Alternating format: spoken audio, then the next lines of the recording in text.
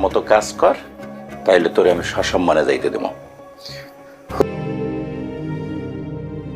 তাহলে কি করতে যাচ্ছে সাহেব নামে গোলাম ধারাবাহিক নাটকটি পর্ব সাথে? তো কবে রিলিজ করা হবে সাহেব নামে গোলাম ধারাবাহিক নাটকটি পর্ব 7? তো এই সকল তথ্য নিয়ে আজকে আমাদের এই ভিডিও।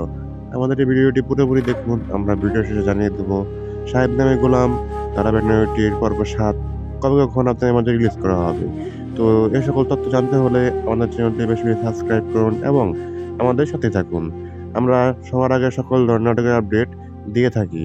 তো ইতিমধ্যে আমাদের মাঝে সাহেব নামে গোলাম ধারাবাহিক নাটকটির পর্ব 6 আমাদের মাঝে রিলিজ করা হয়েছে।